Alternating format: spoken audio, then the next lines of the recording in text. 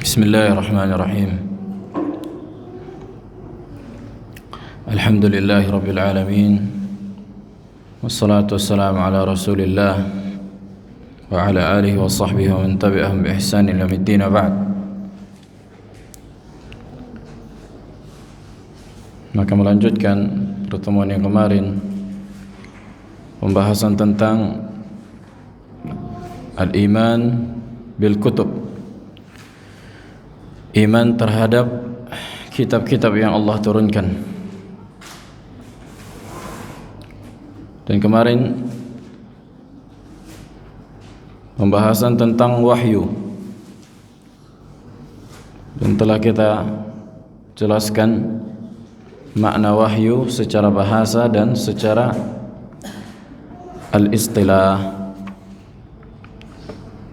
Adapun secara bahasa ada beberapa makna. Apa saja di antaranya? Disebutkan dalam Al-Quran, membantu kita juga dalam memahami ayat Al-Quran ketika membacanya. Ada sekitar 5. Yang pertama al-ilham al-fitri, kan gitu. Jadi Allah mengilhamkan secara fitrah. Allah ilhamkan sebuah ilmu secara fitrah, sebagaimana Allah sebutkan dalam ayat wa auhayna ila ummi Musa an ardi'i, dan kami wahyukan kepada ibunya Nabi Musa supaya menyusuinya. Yang kedua al-ilham al-ghaziri,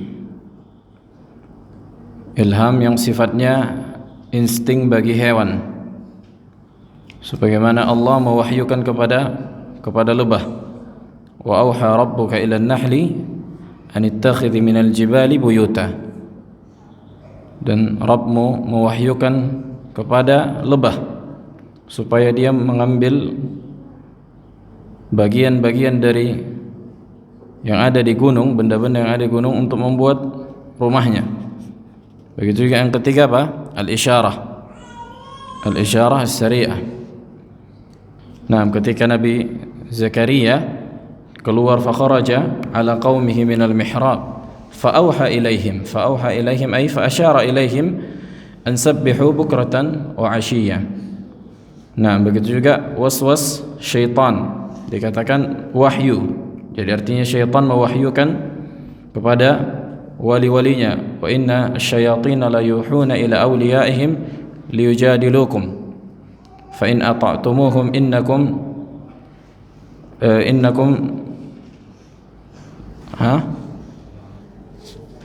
ايش فإن أطعتموهم إنكم لمشركون. Nah, la yuhuna ila awliyaihim liyujadilukum. Jadi syaitan mewahyukan kepada wali-walinya, pada pengikutnya, supaya mendebat kalian, orang-orang yang berdakwah di atas tauhid. Nah, fa in ata'tumuhum, apabila kalian mentaati syaitan, innakum lamusyrikun. Ini juga dalil menunjukkan siapa yang bermuamalah dengan syaitan maka musyrik kafir. Maka hukum menjadikan syaitan sebagai khadim, makanya khodam, nyari khodam, kan gitu. Maka ini hukumnya apa? Hukumnya kafir. Nah, dan diantara makna wahyu ma yulqihi Allah Ta'ala ila malaikati min amrin liyaf'alu. Jadi perkara apa yang Allah sampaikan kepada malaikat untuk melakukannya. Sebagaimana Allah sebutkan idh yuhi rabbuka ilal malaikati anni ma'akum fathabbitul ladzina amanu. Ketika Rabbmu mewahyukan kepada malaikat anni ma'akum, sesungguhnya aku bersama kalian, maka apa? Maka orang-orang beriman kokoh. Makanya di situ juga ada bentuk ma'iyah al-khassah, artinya Allah bersama para walinya. Begitu juga definisi secara syariat wahyu itu apa? I'lamullahi anbiya'ah bima yuridu an yuballighahu ilaihi min syar'in aw kitabin biwasitatin aw ghair wasitah. Pemberitahuan Allah kepada para nabinya untuk apa yang ingin Allah sampaikan kepada mereka dari perkara syariat atau kitab, baik itu dengan perantara atau dengan tidak perantara. Kayaknya mikrofon ke ini enggak? Kekencangan? Enggak? Pas? Pelan sedikit lagi gitu. Ya, coba.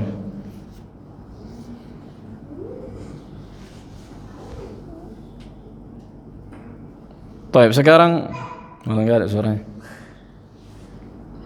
Bismillah. Baik. Sekarang ta'riful kutub.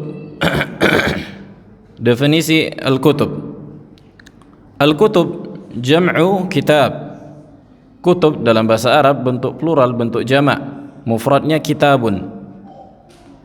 Dan al-kitab masdar dari kataba yaktubu kitaban. Untuk masdar dari kataba itu fi'il mudhari', fi'il madhi, yaktubu fi'il mudhari', kitaban masdarnya. Thumma summiya bihi al-maktub wal kitab fil asl ismun lis-sahifati ma'al maktub fiha kama fi qoulihi ta'ala. Kemudian diambil dari situ, yakni yang ditulis, jadi lembaran-lembaran yang ditulis dan apa yang berada di dalamnya dari tulisan. Lembaran-lembaran dan apa yang berada di dalamnya dari tulisan. Sebagaimana yang Allah sebutkan, yas'aluka ahlul kitab. Ahlul kitab bertanya kepadamu, an tunazzila alaihim kitaban minas sama'. yakni supaya mereka diturunkan kitab dari langit. Artinya meminta, yas'aluka ahlul kitab an tunazzila alaihim kitaban. Jadi orang-orang ahlul kitab meminta supaya diturunkan dari langit, yakni sahifah maktuban fiha. Jadi tulisan yang tertulis di dalamnya tentang apa yang ingin Allah sampaikan. Yang dimaksud dengan kitab di sini al-kutub was-suhuf allati hawat kalam Allah. Kitab-kitab dan lembaran-lembaran yang mencakup seluruh kalam Allah, ucapan Allah. Allazi auha ilaihi rusulah alaihim assalam, yang Allah wahyukan kepada para rasulnya. Yang Allah wahyukan kepada rasulnya. Jadi melalui malaikat Jibril, dan malaikat Jibril menyampaikan kepada seluruh para rusul. Menyampaikan seluruh para rusul. Sawa'un ma alqahu maktuban. Jadi bentuk kitab itu bisa dalam langsung dari langit turun, ada kitabnya. Kat-Taurah. Seperti apa? Seperti Taurat. Jadi turun dari langit, dibawa malaikat Jibril, itu dalam bentuk kitab. Allah alam bagaimana bentuknya, terbuat dari apa, bagaimana, Allah alam. Enggak ada disebutkan di dalam syariat tentang apa penjelasannya.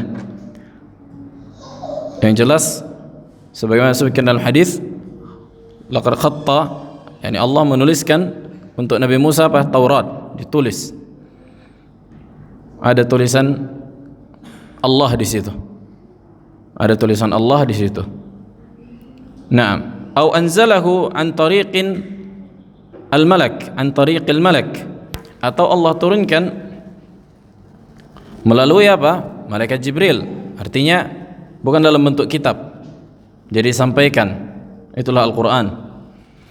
Musyafahatan, yakni dengan cara talaqi, musyafah dengan lisan disampaikan Nabi Jibril, malaikat Jibril.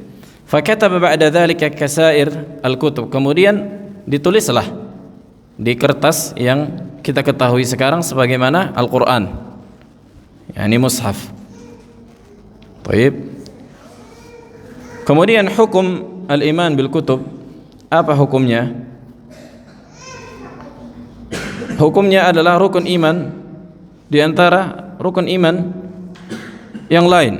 Maka barang siapa yang kafir terhadap satu kitab yang Allah turunkan, bahkan disebutkan para ulama, satu huruf yang Allah turunkan di antaranya Al-Qur'an, sebagaimana yang masih sempurna, tidak ada tahrif di situ, maka hukumnya kafir. Maka hukumnya kafir. Begitu juga siapa yang tidak meyakini bahwa adanya Injil atau Taurat, maka dia apa? Maka dia kafir. Maka dia kafir. Kenapa? Takdzibun lil Qur'an. Karena dia mendustakan Al-Qur'an. Karena kita mengetahui adanya Injil, adanya Taurat sebagaimana Allah sebutkan di dalam Al-Qur'an.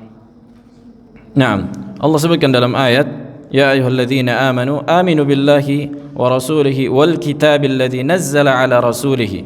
Wahai orang-orang beriman, berimanlah dengan sebenar-benarnya keimanan kepada Allah, Rasulnya, dan seluruh kitab. Al di situ yufid al-umum. Al-kitab ay seluruh kitab yang diturunkan kepada Rasul Allah. Wal kitabil ladzi anzala min qabl, dan kitab-kitab yang diturunkan sebelum kalian. Naam. Wa may yakfur billah, maka siapa yang kufur kepada Allah, wa malaikati wa kutubihi, kepada malaikat, kepada kitab, wa rusulihi, dan para rasul, wal yaumil akhir, begitu juga yaumil akhir, faqad dhalla dhalalan ba'ida. Maka Allah memerintahkan orang-orang yang beriman untuk beriman kepada seluruh kitab-kitab yang Allah turunkan. Akan datang pembahasan bagaimana beriman terhadap kitab-kitab yang sebelum Al-Quran, sebelum kitab kita Al-Quran. Naam. Wa qala ta'ala, dan berkata Allah, laysal birra an tuwallu wujuhakum qibala al-masyriq wal maghrib, walakinnal birra man amana billahi wal yawmil akhir wal malaikati wal kitabi wan nabiyyin. Bukanlah sebuah kebaikan hanya sebatas mengarahkan wajah kalian ke timur atau ke barat, akan tapi kebaikan yang hakiki adalah ketika kalian beriman kepada Allah, kepada hari akhir, kepada para malaikat, kepada kitab-kitab, dan kepada para anbiya. Naam.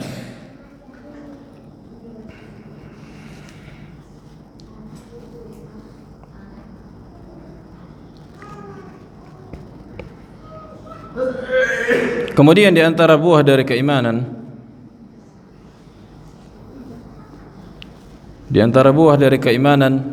terhadap kitab-kitab yang Allah turunkan, yang pertama syukrullah ta'ala ala lutfihi bi khalqihi wa inayatihi.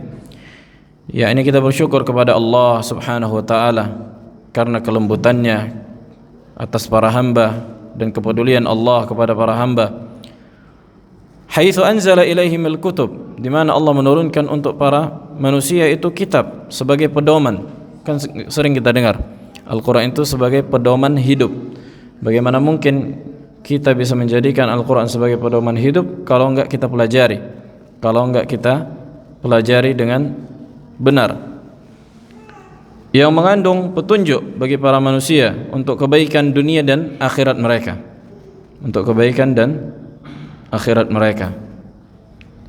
Jadi kata para ulama, menjadikan Al-Quran sebagai rujukan itu bukan pilihan, tapi keharusan.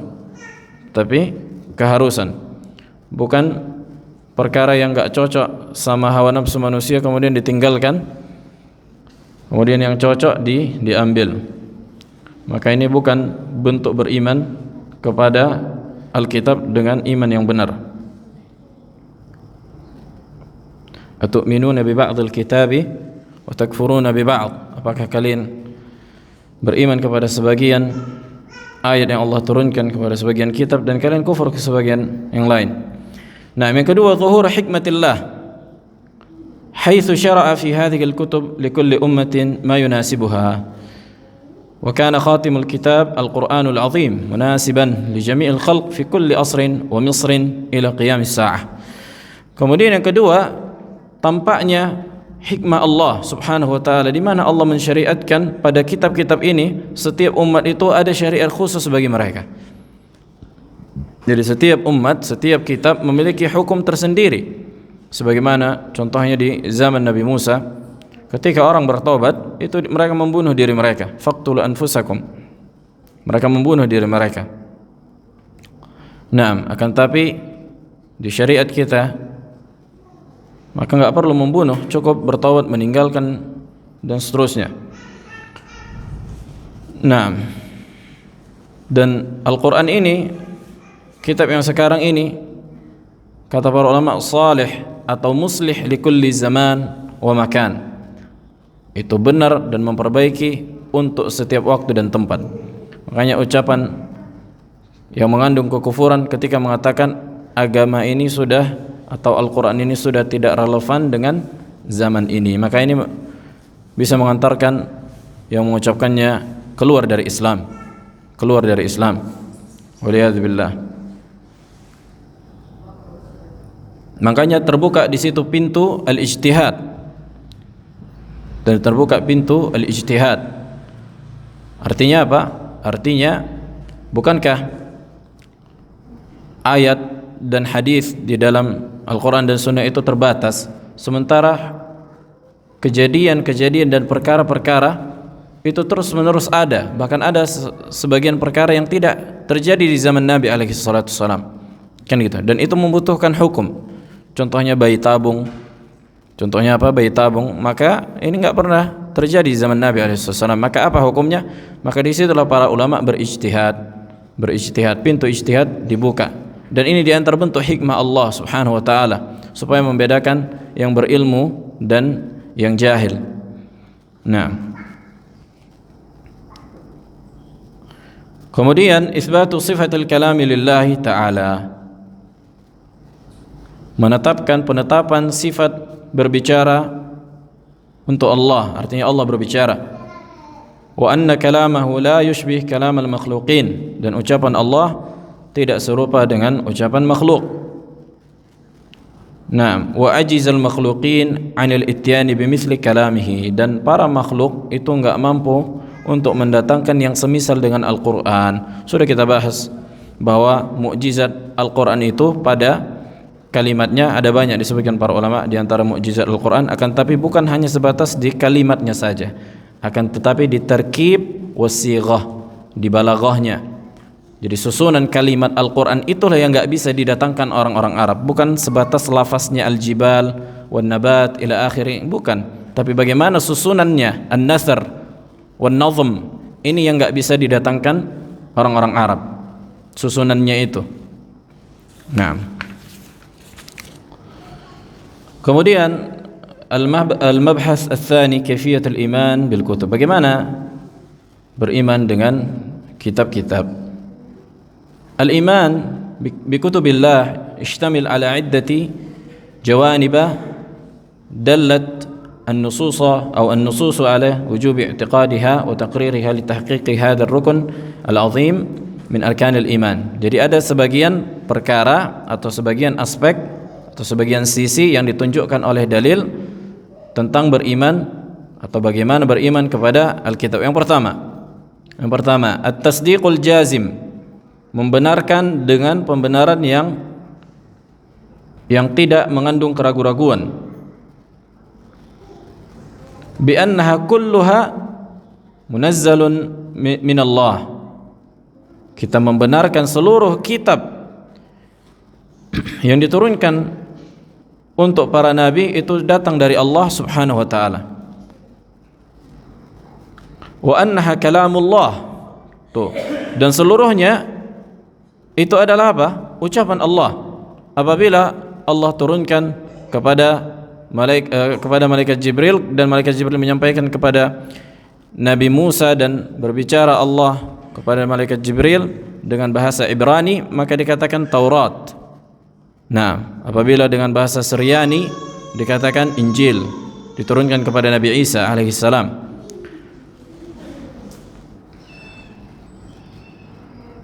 Sebagaimana Allah sebutkan, Allahu la ilaha illa huwal hayyul qayyum nazzala 'alaikal kitab bil haqq musaddiqan lima baina yadayhi wa anzala at-taurata wal injil. Saksi bahasannya wa anzala at-taurata wal injil, di mana Allah menurunkan Taurat dan Injil min qablu hudan linnas, sebelum Al-Quran, sebelum diutusnya Nabi alaihissalam, sebagai petunjuk bagi manusia. Wa anzala al-furqan ay wa anzala al-Quran. Naam. Innal ladzina kafaru bi ayati Allahi lahum 'adzabun syadid wallahu 'azizun dzuntiqam. Maka orang-orang yang kafir kepada ayat Allah akan mendapatkan azab yang pedih, dan Allah Maha mampu untuk mengazab. Kemudian fa akhbarallahu annahu anzala hadhil kutub al-madhkurah. Kemudian Allah mengkabarkan bahwa yang Allah turunkan adalah At-Taurat dan Injil. At-Taurat dan Injil di situ.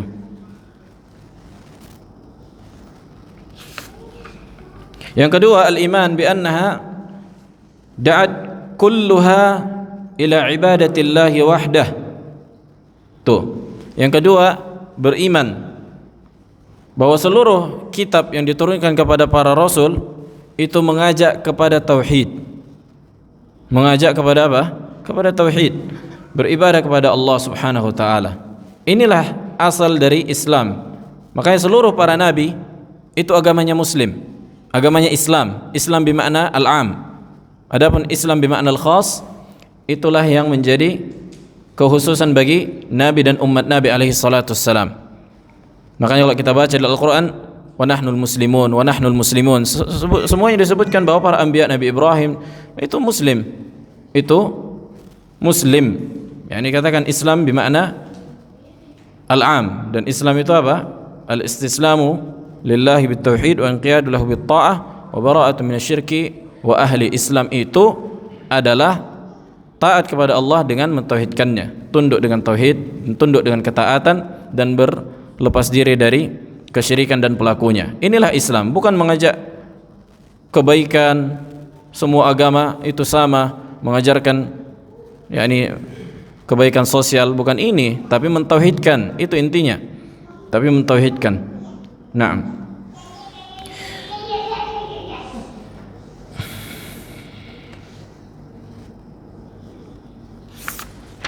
Kemudian yang ketiga, al-iman bi anna kutuballahi yusaddiqu ba'daha ba'dha fala tanaquda bainaha wala ta'arud kama qala ta'ala fil Qur'an.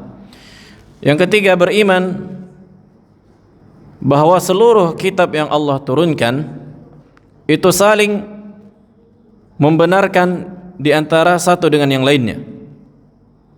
Makanya di dalam Taurat dan Injil itu disebutkan ada Al-Quran akan turun. Makanya orang-orang Yahudi itu mengetahui apa? Mengetahui sifat Nabi di Taurat. Mengetahui sifat Nabi di Taurat. Nah, maka tidak ada kontradiksi di situ. Tidak ada yang kontradiksi dan tidak ada yang saling bertolak belakang. Sebagaimana Allah sebutkan, wa anzalna ilaikal kitaba bil haqqi musaddiqan lima baina yadayhi minal kitabi wa muhaiminan alaih. Dan kami turunkan kepadamu Alkitab dengan kebenaran dan membenarkan apa yang di hadapanmu dan kitab-kitab yang sebelumnya gitu. Saling membenarkan. Muhaiminan alaih, saling menguatkan.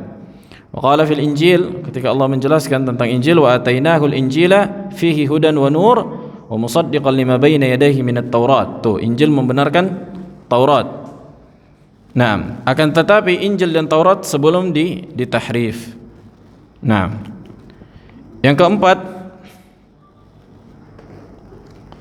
al-imanu bima samma Allahu azza wa jalla min kutubihi ala wajhi al-khusus wa tasdiq biha wa bi ikhbarillahi wa rasulihi anha. Beriman dengan kitab-kitab yang Allah sebutkan secara khusus. Beriman terhadap kitab-kitab yang Allah sebutkan secara khusus.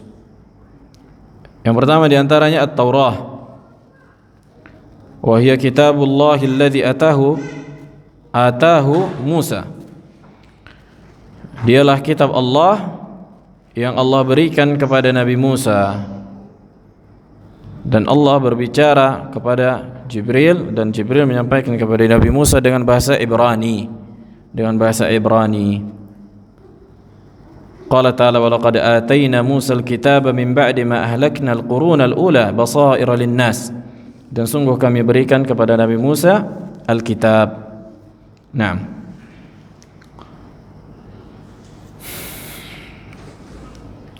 Begitu juga hadis yang sudah kita sebutkan ketika Nabi Musa bertemu dengan Nabi Adam di tempat yang gaib. Kemudian Nabi Adam berkata kepada Nabi Musa, "Ya Musa, istafakallahu bikalami." Allah telah memilihmu wahai Nabi Musa dengan berbicara langsung dengannya. Wa khattalaka at-Taurah biyadihi, dan Allah pun menuliskan Taurat dengan tangannya untukmu. Maka ini di antara keistimewaan Nabi Musa alaihissalam.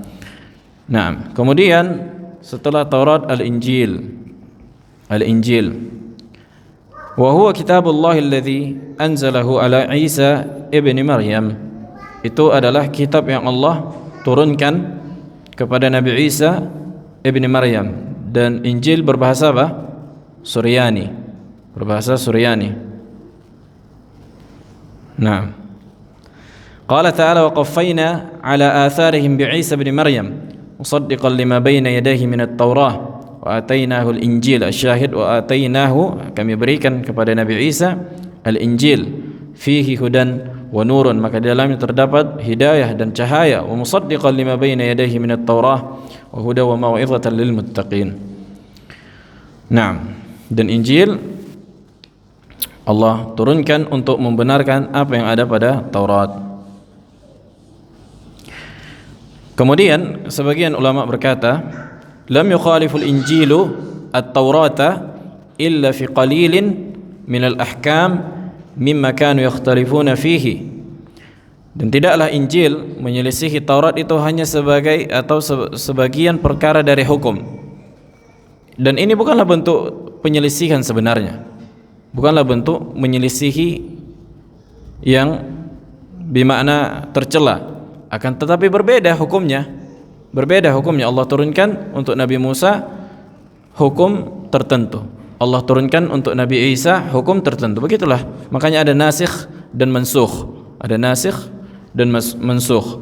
Dan ini bukanlah bentuk penyelisihan yang tercela. Nah, karena Allah sesuaikan syariat ini dengan kemampuan manusia di zaman itu. Nah, makanya di antara yang menolak adanya nasikh dan mansukh itu orang-orang Syiah dan Yahud. Orang-orang Syiah dan Yahud. Nah. Kemudian yang setelahnya ada namanya kitab Az-Zabur. Az-Zabur. Itu adalah kitabullah alladhi anzalahu ala Dawud alaihi salam. Kitab yang Allah turunkan untuk Nabi Daud. Sebagaimana Allah sebutkan, wa ataina Dawuda zabura. Dan kami berikan kepada Nabi Daud zabura. Ma i'rab zabura? Apa i'rab zabura? Gimana Abu Rayhan? Udah belajar bahasa Arab kemarin? Udah masuk i'rab? Belum? Kaif Abu Darda? Apa i'rab zabura? Wa ataina Dawuda zabura. Hah? Lupa. Maf'ul tsani. Maf'ulun tsani. Maf'ul awal itu Dawuda. Maf'ul tsani zabura. Artinya kami berikan kepada Nabi Daud kitab Zabur. Nah, qala Qatadah fi tafsir al-ayah, berkata Qatadah, kunna nuhadditsu annahu du'aun. Jadi kami menceritakan tentang Zabur itu adalah doa-doa allamahu Allahu Dawuda, yang dimana Allah mengajarkan Nabi Daud di situ, wa tahmidun wa tamjidun lillah, dan pujian dan pengagungan untuk Allah. Laisa fihi halalun wala haram, maka tidak terdapat di dalamnya hukum halal dan haram, wala faraid wala hudud, tidak ada ahkam, tidak ada hukum-hukum di situ. Makanya sebagian ahli tafsir mengatakan isi Zabur itu nasihat-nasihat, mau'izah. Jadi dari mana hukumnya? Hukum nabi-nabi yang sebelumnya. Hukum nabi yang sebelumnya. Nah.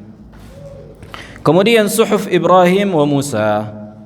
Kemudian lembaran-lembaran nabi untuk Nabi Ibrahim dan Musa. Wa qad jaa dzikruha. Datang penyebutannya pada dua tempat di dalam Al-Qur'an, artinya dua keadaan atau dua kondisi atau dua ayat. Yang pertama di surah An-Najm fi qoulihi ta'ala alam yunabba bima suhufi Musa. Syahid suhufi Musa, ada lembaran Nabi Musa, wa Ibrahim alladzi waffa, begitu juga untuk Nabi Ibrahim. Nah, begitu juga di surah Al-A'la, sabbih isma inna hadza la fi suhufil ula suhufi Ibrahim wa Musa. Nah, kemudian yang terakhir Al-Qur'anul Azim. Al-Qur'anul Azim ini yang diturunkan kepada Nabi kita Muhammad alaihi salatu wassalam dan membenarkan kitab-kitab yang sebelumnya. Membenarkan kitab-kitab yang sebelumnya. Makanya kita mengetahui adanya kitab-kitab sebelum Al-Qur'an itu dari Al-Qur'an, dari sunnah. Nah, dan ayat-ayatnya sudah kita sebutkan. Kemudian yang kelima dari sebagian aspek beriman kepada al-kutub, al-i'tiqad al-jazim, meyakini secara pasti dan tidak ada keraguan binaskhi jami'il kutub was-suhuf allati anzalaha Allahu ala rusulih, meyakini seluruh kitab-kitab yang telah disebutkan sebelumnya kecuali Al-Quran itu semua dihapuskan hukumnya. Maka barang siapa yang beramal dengan kitab-kitab sebelumnya maka dia apa? Maka dia tidak sah amalannya, itu dihapuskan. Makanya al-amal bil mansukh bid'atun wa mukhalafatu syara'. Mengamalkan sesuatu yang telah dihapuskan sebuah kebid'ahan dalam syariat dan menyelisihi syariat. Contohnya apa? Contohnya di syariat kita kiblat itu ke Baitul Maqdis, kan itu. Maka barang siapa yang sekarang salat ke Baitul Maqdis, maka dia menyelisihi apa? Menyelisihi syariat.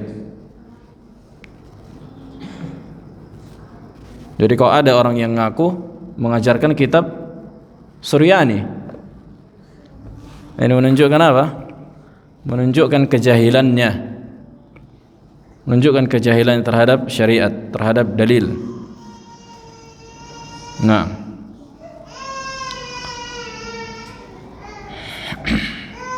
dan disebutkan juga wa annahu la yasa' ahadan minal insi awil jin la min ashabil kutub as-sabiqah wala min ghairihim an ya'budullaha ba'da nuzulil Qur'an.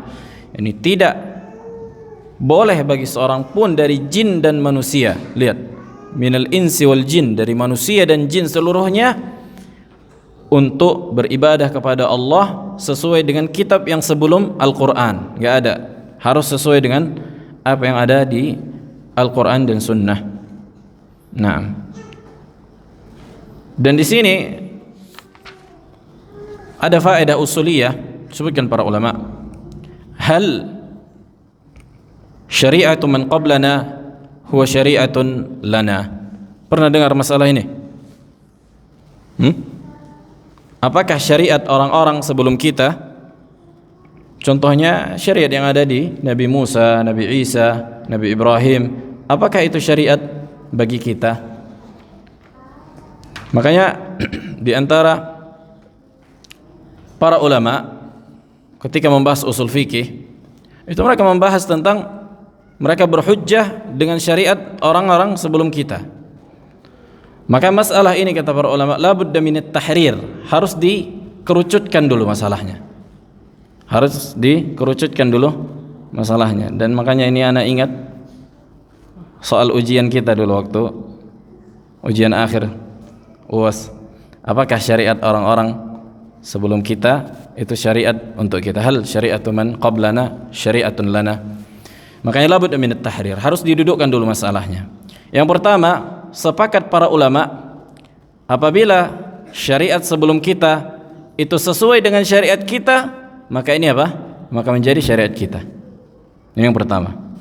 Syariat orang-orang yang sebelum kita kalau sesuai dengan syariat kita, maka ini apa? Maka ini syariat kita.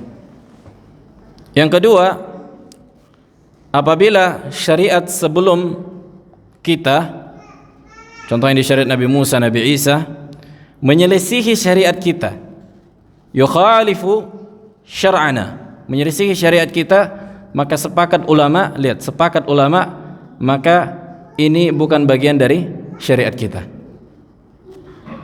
Makanya kata para ulama sebenarnya khilafnya khilaf lafzi. Nah, di sini yang menjadi titik pembahasan. Kemudian apabila syariat sebelum kita itu diam, tidak positif, tidak negatif, tidak ada menyebutkan kalau ini sesuai dengan syariat kita, enggak ada disebutkan syariat kita kalau itu juga syariat kita, dan tidak ada juga penyelisihan. Ini yang menjadi mahallun niza'. Di sini yang menjadi perselisihan. Kemudian juga ada sebagian khilaf yasir, sebagian mengatakan syariat bagi kita. Nah,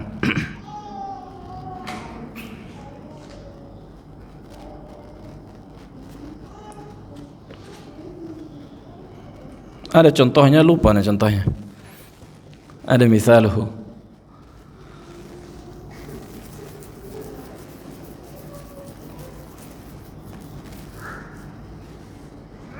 Kemudian ada juga masail, apakah boleh membaca kitab-kitab sebelum kita?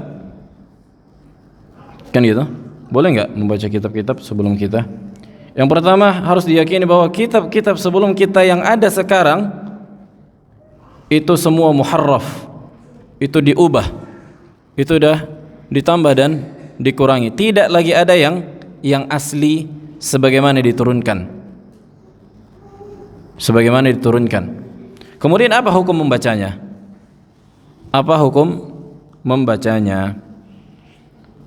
Hukum asal membacanya adalah apa? Enggak boleh. Tidak boleh. Apa dalilnya? Sebagaimana disebutkan di hadis Jabir bin Abdullah bahwa Umar bin Khattab mendatangi Nabi sallallahu alaihi wasallam bi kitabin asabahu min ba'd ahli kitab, yang di mana Umar bin Khattab memegang sebagian kitab dari kalangan ahlul kitab. Faqara'ahu 'ala nabi, kemudian Umar pun membacakannya kepada Nabi. Jadi Umar bin Khattab radhiyallahu taala an membaca atau membawa sebagian kitab ahlul kitab, kitabnya ahlul kitab, imma dari Yahudi atau Nasrani. Kemudian dibacakan kepada Nabi alaihi wasallam, faghadiba an-nabiyyu alaihi salatu wassalam. Kemudian Nabi pun apa? Yani marah, menunjukkan apa? Ini sebuah ketidakbolehan, kan itu. Sekiranya boleh, Nabi akan diam, ikrar. Maka Nabi marah, menunjukkan ini sebuah kesalahan. Faqala Nabi SAW, amutahawwikuna fiha ya Ibn al-Khattab, apakah engkau enggak mencukupkan apa yang ada pada kita ya Ibn al-Khattab? Artinya ya wahai Umar, walladzi nafsi biyadihi laqad ji'tukum biha bayda naqiyah, demi zat yang jiwaku berada pada genggamannya, sungguh aku telah datang untuk kalian dengan perkara yang putih bersih. Artinya Al-Quran jelas, la tas'aluhum an syai'in fayukhbirukum bihaqqin fatukazzibu bihi aw bibatilin fatusaddiqu walladzi nafsi biyadihi law anna Musa kana hayyan ma wasi'ahu illa an yatba'ani atau an yatbi'ani. Naam, rawahu Ahmad wal Bazzar wal Baihaqi. Artinya menunjukkan hukum asal tidak boleh. Jadi kapan menjadi boleh? Disebutkan para ulama, yang pertama apabila dalam rangka membantah mereka.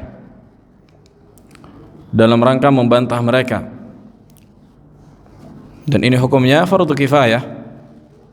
Yang kedua harus memiliki akidah, ilmu yang kokoh terhadap kitab yang akan dibaca. Contohnya misalnya kitab Injil mau kita baca, kitab dalam rangka membantah, harus kita paham akidah mereka. Pertama akidah Ahlussunnah dulu kita harus paham, harus kuat akidah kita, manhaj kita. Nah, maka disitulah dibolehkan dalam rangka apa? Membantah dan menjelaskan kerusakan yang ada pada mereka. Sebagaimana yang dilakukan Syekhul Islam Ibn Taimiyah rahimahullah, beliau menulis kitab Bayan al-Jawabu as-Sahih liman baddala din al-Masih. Syekhul Islam Ibn Taimiyah menulis kitab 4 jilid, jawaban-jawaban yang benar bagi orang-orang yang mengganti agama Isa al-Masih.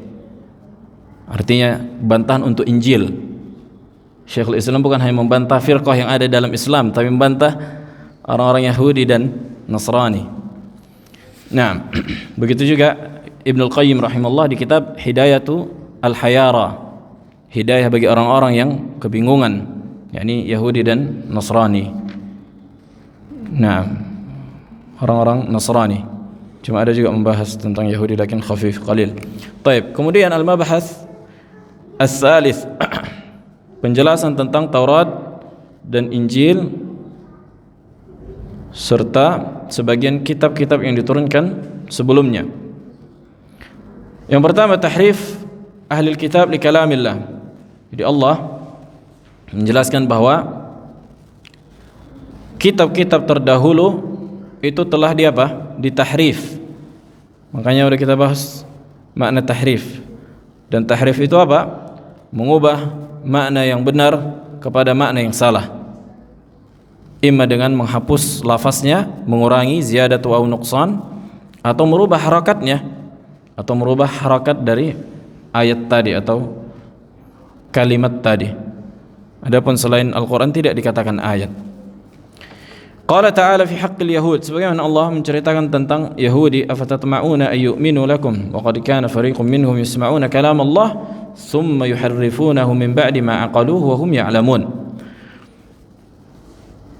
Naam, Allah menceritakan sebagian kalian yasma'una kalam Allah, mendengar ucapan Allah, kemudian dia tahrif, dia ubah setelah dia memahaminya dan mereka pun mengetahuinya. Artinya memang sengaja. Dan Allah sebutkan juga minal ladzina hadu yuharrifuna al-kalim an mawadhi'ihi. Dan di antara orang-orang Yahudi ada yang mentahrif kitab mereka, lari dari makna yang benar kepada makna yang salah. Nah, mereka ubah maknanya, atau mereka hapus, atau mereka ganti. Begitu juga Allah sebutkan tentang kabar orang-orang Nasrani. ومن الذين قالوا إن النصارى أخذنا ميثاقهم فنسوا حظا مما ذكروا به فأغرينا بينهم العداوة والبغضاء إلى يوم القيامة وسوف ينبئهم الله بما كانوا يصنعون يا أهل الكتاب قد جاءكم رسولنا يبين لكم كثيرا مما كنتم تخفون من الكتاب ويعفو عن كثير. الشاهد bahwa mereka menghapuskan atau mengubah juga makna yang ada pada Injil. Sampai sekarang makanya ada perjanjian lama, perjanjian baru, Kristen Protestan, Kristen Katolik. Setiap tahun ada perubahan sesuai dengan patikan mereka. Ini menunjukkan ketidakkonsistenan sumber agama mereka. Kasihan orang-orang yang menghafal Injil, tiap tahun harus murajaah hafalan baru. Beda dengan orang-orang Islam yang yang menghafal Al-Quran udah, walaupun itu nggak mutkin. Nah, kita yang nggak mutkin, adapun orang lain banyak yang mutkin. Taib. Qala fa dalilu az-ziyadah, menunjukkan bahwa ada yang ditambah. Fawailul lil ladzina yaktubuna al-kitaba bi aydihim, maka celakalah orang-orang yang menulis kitab dengan tangan mereka, artinya mereka tambah dan mereka kurangi. Thumma yaquluna hadza min indillah, kemudian mereka mengatakan ini datang dari Allah nih, sesuai dengan hawa nafsu mereka. Liyashtaru bihi thamanan qalida, dalam rangka menjual ayat-ayat Allah, mengatasnamakan ayat ini atau kalam ini yang mereka tulis itu di antara ucapan Allah untuk apa? Dengan harga yang murah, untuk perkara dunia. Fawailul lahum mimma katabat aydihim wa wailul lahum mimma yaksibun, maka celakalah apa yang mereka tulis, celakalah apa yang mereka lakukan.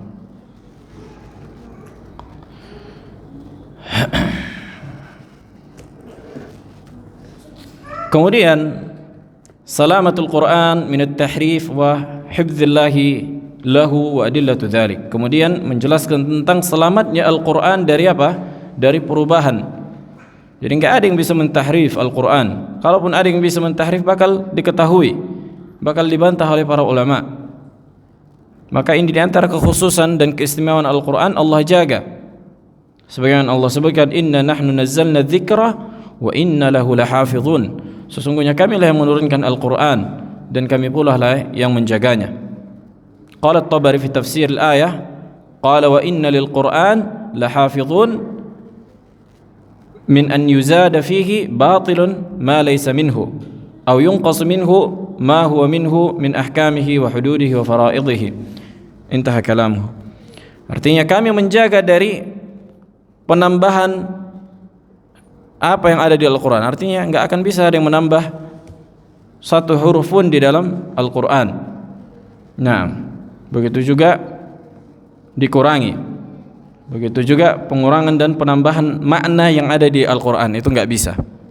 Makanya para ulama senantiasa membantah orang-orang yang menyimpang dalam menggunakan ayat-ayat Allah.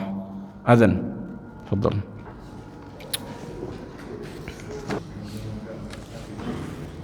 Baik, kita lanjutkan. Kemudian al-mabhas ar-rabi', pembahasan yang keempat, beriman kepada Al-Quran dan apa-apa yang menjadi kekhususan Al-Quran. Dan pembahasan ini pembahasan terakhir tentang pembahasan Alkitab. Kemudian setelahnya pembahasan Yaumil Akhir atau pembahasan Rasul. Yang pertama, Al-Quranul Karim huwa kalamullah minhu bada'a bila kaifiyatin qawlan. Artinya Al-Quran itu adalah ucapan Allah subhanahu wa ta'ala yang dimulai dari Allah tanpa mengetahui kaifiyahnya, tanpa kita mengetahui kaifiyahnya. Artinya kita enggak mengetahui kaifiyah bagaimana Allah berbicara. Wa anzalahu ala rasulihi wahyan, dan Allah turunkan kepada rasulnya dalam bentuk wahyu. Wa saddaqahu al-mu'minuna ala dzalika haqqan, dan dibenarkan oleh orang-orang beriman. Wa aiqanu annahu kalamullahi haqiqatan, dan mereka meyakini bahwa itu di antara ucapan Allah. Sami'ahu Jibril alaihi salam, yang dimana Jibril mendengarnya dari Allah. Wa nazala bihi ala khatimir rusulihi Muhammad, dan Jibril sampaikan kepada Nabi Muhammad. Bilafzihi wa ma'nahu, dengan lafaz dan maknanya. Al-manqul bit tawatur al-mufid, yakni yang diriwayatkan dari mutawatir. Makanya qiraah syadzah, jadi ada qiraah kan gitu. Jadi sekitar 10 qiraah yang diakui. Dan di antara syarat qiraah, maka dia tidak boleh tidak mutawatir, enggak boleh ahad. Diriwayatkan harus dari periwayat yang banyak. Jadi qiraah syadzah laisa hujjah. Nah, makanya ini di antara bentuk kekhususan Al-Quran. Al-maktub fi al-masahif, yang tertulis di mushaf, al-mahfuz, yang dijaga, dihafal, min at-taghyir wa tabdil, terjaga dari perubahan dan penambahan atau pengurangan. Nah, wa amma al-hadits al-qudsi, adapun hadis al-qudsi, apa itu hadis al-qudsi? Huwa ma rawahu an-nabi alaihi salatu wassalam an rabbih bil lafzi wal ma'na wa naqala ilaina ahadan aw mutawatiran wa lam yablugh tawatur al-Qur'an. Hadis qudsi itu adalah hadis yang diriwayatkan dari Nabi. Hadis yang diriwayatkan dari Nabi. Jadi kalau hadis yang biasa kan diriwayatkan oleh para sahabat, kan gitu. Jadi yang pertama kali berbicara itu siapa? Nabi alaihi salatu wassalam. Makanya hadis qudsi ini diriwayatkan dari Nabi, dari siapa? Dari Allah. Dari Allah subhanahu wa ta'ala, dengan lafaz dan makna. Dengan lafaz dan makna, walaupun ada khilaf, lakin hadha huwa rajih. Artinya hadis qudsi itu lafaznya dari Allah dan maknanya dari Allah. Sebagian ulama mengatakan hadis qudsi lafaznya dari Nabi dan maknanya dari Allah. Nah, wa naqala ilaina ahadan, dan dinukilkan secara hadisnya itu dari ahad dan mutawatir atau mutawatir, akan tetapi tidak sampai pada tawatur Al-Quran. Hunaka faedah ketika kita belajar ilmu hadis, mustalah hadis, sebagian ulama menyebutkan lam yu'raf, tidak ada satupun diketahui hadis qudsi mutawatir. Hadil faedah, tidak ada diketahui hadis qudsi diriwayatkan secara mutawatir. Seluruh hadis qudsi itu ahad. Nah,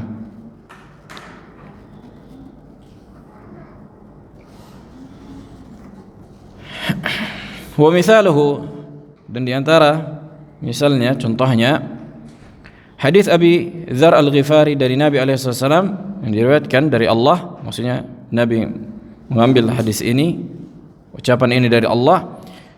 Makanya selalu ya ibadi, kan itu dalam hadis disebutkan ya ibadi, wahai hambaku. Siapa yang berbicara? Allah Subhanahu wa taala berbicara. Dan Nabi menyampaikannya, inni haramtu zulma ala nafsi, sesungguhnya aku mengharamkan kezaliman atas diriku, wa ja'altuhu bainakum muharrama fala tadzalamu, dan aku jadikan kezaliman itu adalah perkara yang diharamkan, maka jangan kalian saling menzalimi. Nah, hadis ini diriwayatkan oleh Al-Imam Muslim. Adapun hadis Nabawi yang bukan hadis qudsi, kata beliau di sini, ma udhifa ila nabi min qaulin aw fi'lin aw taqririn aw wasfin, segala sesuatu yang disandarkan kepada Nabi alaihi salatu wassalam, baik dari ucapan beliau atau perbuatan beliau atau ikrarnya beliau atau sifat beliau, dan itu semua kita raih dari para sahabat, kita raih dari.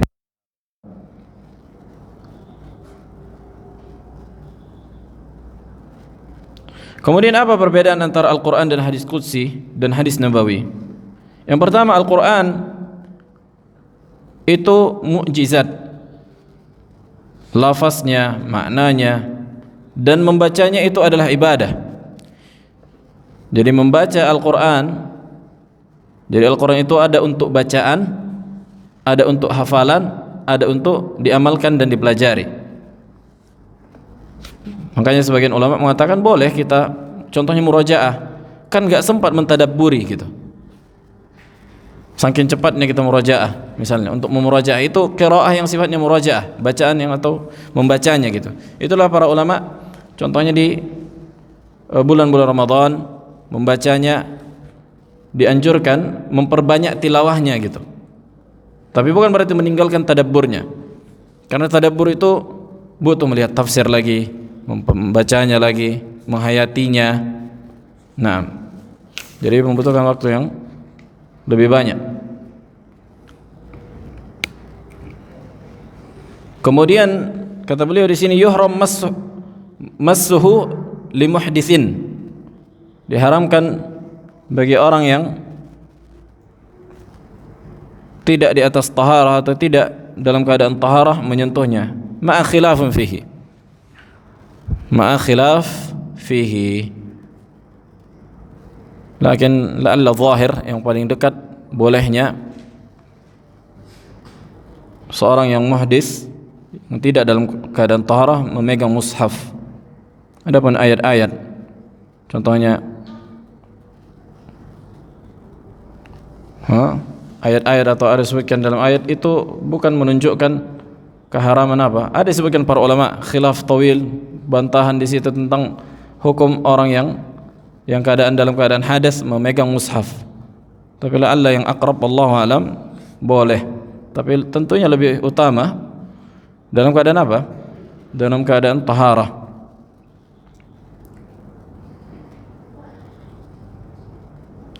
Wa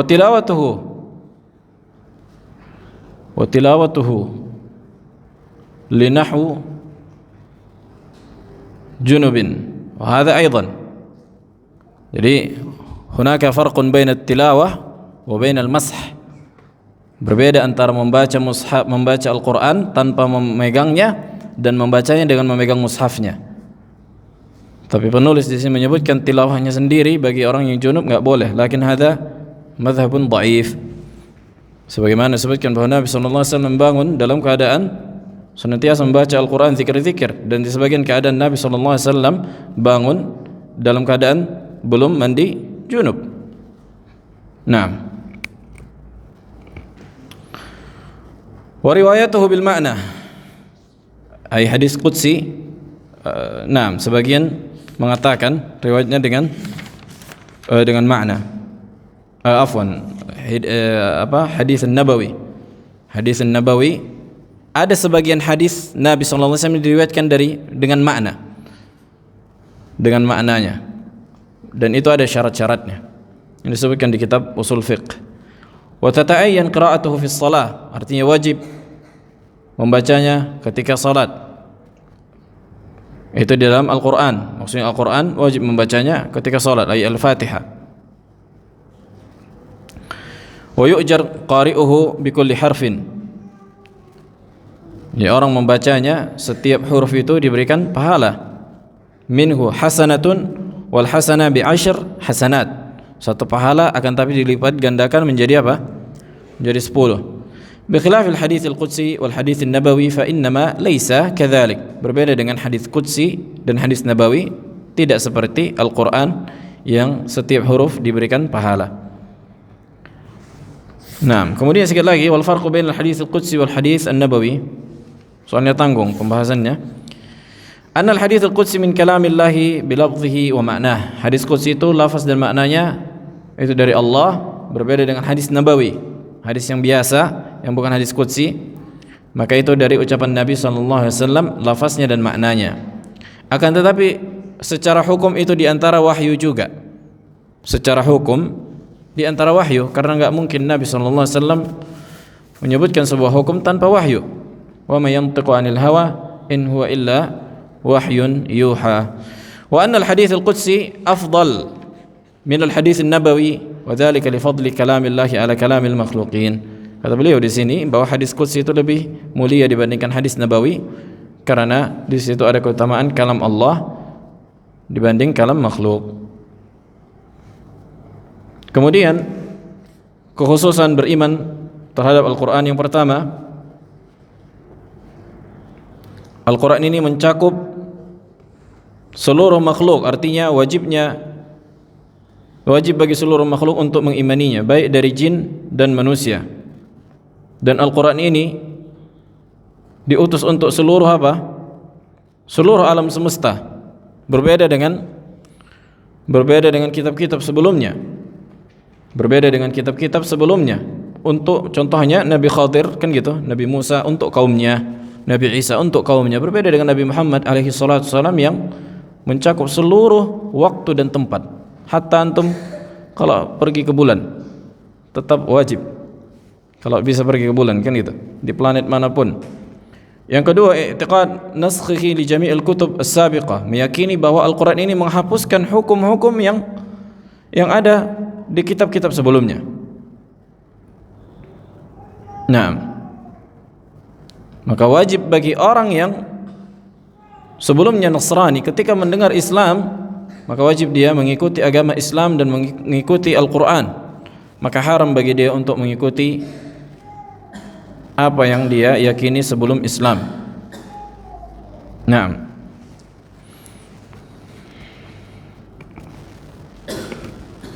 sebagaimana disebutkan dalam hadis, la yasma'u bi yahudiyyun aw nasraniyyun walam yu'minu bih illa kana min ashabin nar. Siapapun di antara Yahudi dan Nasrani yang mendengarku dan dia enggak mau beriman, kecuali dia menjadi penghuni neraka.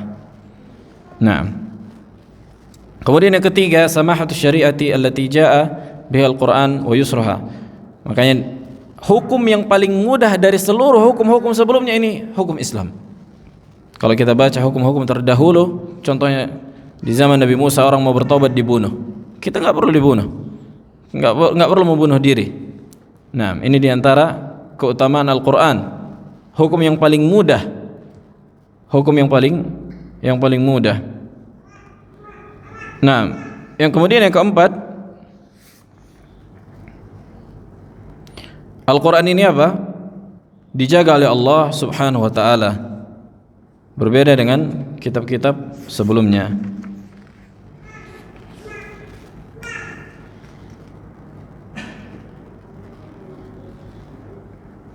Kemudian selanjutnya Al-Quran juga menjelaskan segala sesuatu yang dibutuhkan manusia dalam perkara agama dunia mereka dan agama dan dunia mereka. Nah, dan seluruhnya. Dan bukanlah berarti ketika Al-Quran menjelaskan segala aspek kehidupan manusia berarti semuanya ada di situ, enggak. Artinya cuma mau membuat kue, Contohnya, katanya ada segala perkara yang untuk dunia manusia ada dalam Al-Quran. Mana cara buat kue?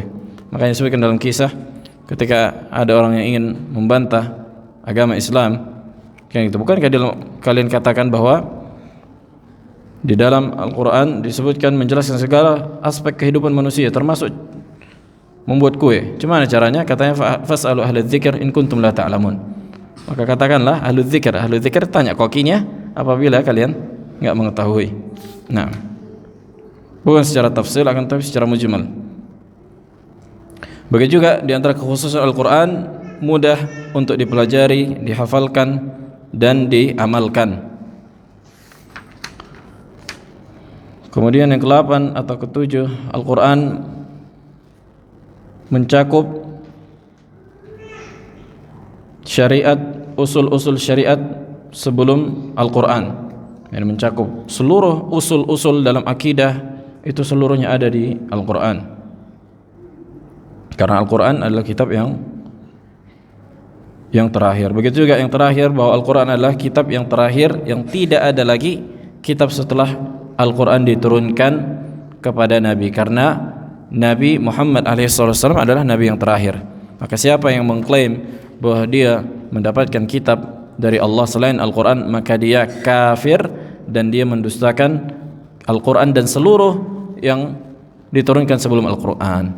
Kan banyak tuh ngaku dapat kitab, dapat wahyu, dan ada aja yang ngikutin. Nah, ada pertanyaan? Fi soal, gimana Bang Tahajud?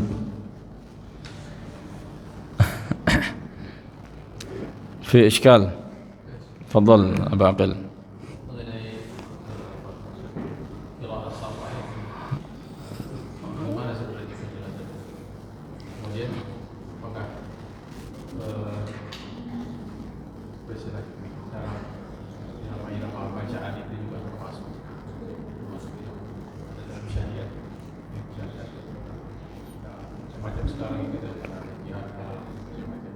Nah, yang pertama masalah qiraatus sab'ah.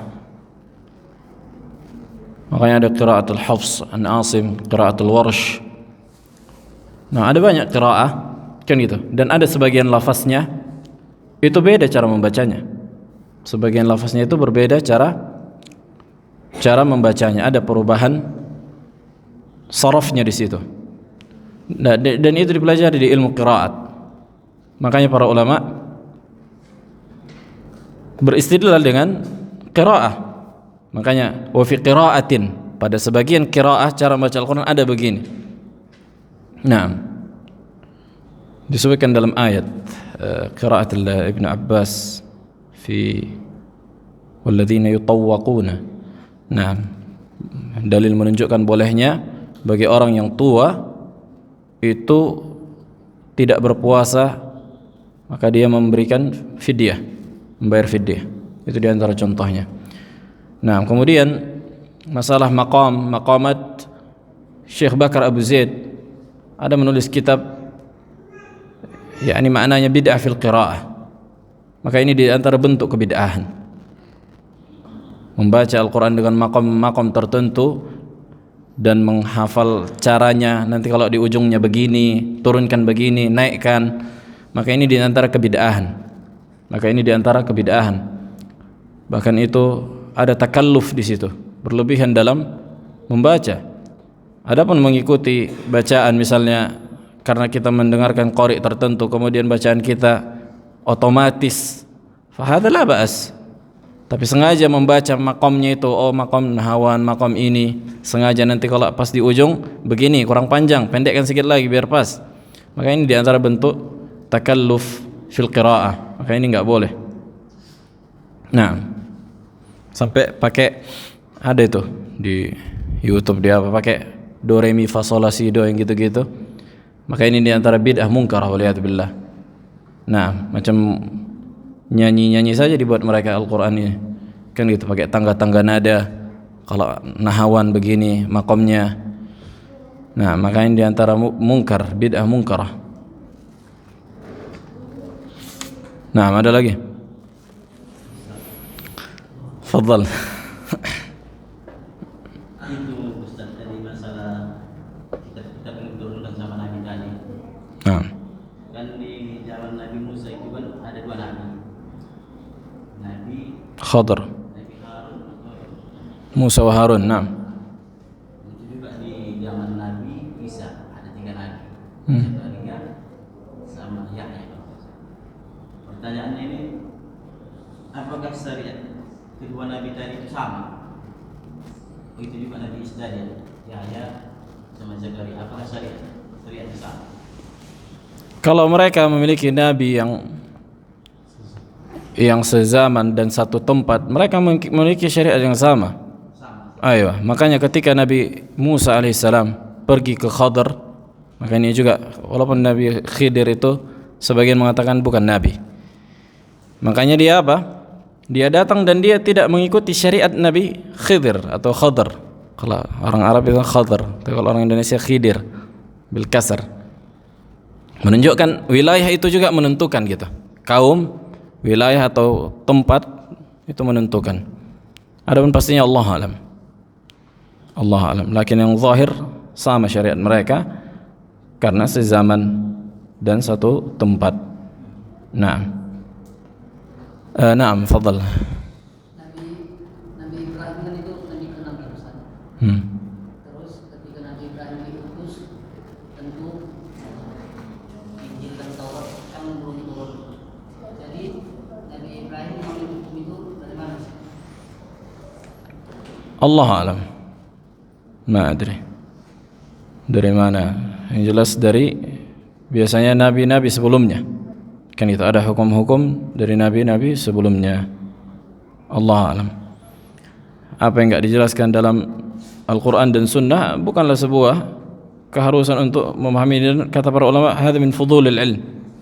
Di antara fudulil ilm artinya perkara dalam ilmu yang sebenarnya enggak begitu penting gitu. Kan ya, macam itu kitab Nabi Musa terbuat dari apa misalnya, cuma mana bentuknya, enggak ada faedahnya gitu. Apa faedahnya bagi kita mengetahuinya dan mencari-carinya? Dan apa yang tak diajarkan oleh Nabi sallallahu alaihi wasallam, maka bukanlah sebuah ilmu. Naam. Naam, fadhal, terakhir. Ada sebuah begini tadi. Ayo. Bahwa misalnya Al-Quran menjelaskan tentang nikahi budak atau seterusnya, misalnya ada yang membebaskan budak dan segala macam. Ketika sekarang ini perbudakan itu tidak ada, berarti Al-Quran itu adalah kitab yang tidak bisa diaplikasikan pada semua zaman. Karena faktanya sekarang tidak ada perbudakan. Dan semua itu bagaimana menjawab? Naam. Yang pertama, mungkin memang bisa jadi sebagian waktu ada perkara itu enggak ada gitu. Perkara itu tidak ada. Contohnya di zaman sekarang enggak ada perbudakan. Tapi bukan berarti menutup kemungkinan. Buktinya di zaman Nabi alaihissalam dan setelahnya itu ada terjadi perbudakan gitu. Di zaman tabi'in, di zaman para ulama ada perbudakan dan tidak menutup kemungkinan di zaman sekarang juga ada perbudakan. Tidak menutup kemungkinan ada perbudakan. Al-hukum yaduru ma'illati wujudan wa adaman. Hukum itu berjalan pada sebabnya, pada kasusnya, pada apa yang terjadi, ada atau tidaknya. Tapi bukanlah berarti menutup kemungkinan. Nah, maka sebenarnya untuk mengamalkannya, bahkan ini menunjukkan bisa jadi kemudahan bagi Allah Subhanahu wa taala di mana enggak ada perbudakan di situ, karena al-Islam di zaman dulu, maksudnya Islam ini datang mengatur perbudakan. Makanya kan sering orang-orang yang membenci Islam selalu menyerang dari sisi perbudakan. Kalau kita lihat bagaimana sebelum Islam itu datang, bagaimana budak itu habis dibabat, habis disiksa, habis diazab. Sementara Islam ini datang untuk mengatur bagaimana wajibnya. Ya, makanya selalu disebutkan fakku raqabah. Kan itu di antara Jadi budak itu bukanlah sebuah keistimewaan dalam tanda kutip. Bukanlah sebuah keistimewaan. Kan gitu. Bukanlah sebuah ibadah gitu. Sehingga ya ini sebuah amal sehingga harus ada. Tapi hukum yang berjalan, ketika dia ada, maka ini hukumnya gitu. Ketika dia ada perbudakan itu bagaimana mengelolanya? Sama seperti zakat, hukum wadai seperti zakat. Bisa jadi miskin orang semua, nggak ada mengeluarkan zakat. Apakah dikatakan nggak bisa mengamalkan Al-Quran? Bisa jadi ada sebuah kaum miskin semua, nggak ada mengeluarkan zakat, mungkin. Nah begitulah budak, begitulah perbudakan. Makanya yang diantara hukum wadai, oleh hukum taklifi maknanya jadi budak, ibadah, enggak. Walaupun budak diberikan pahala, diberikan, ini menunjukkan supaya mereka sabar. Nah, maka Islam mengatur hukum perbudakan. Ilahun alhamdulillah.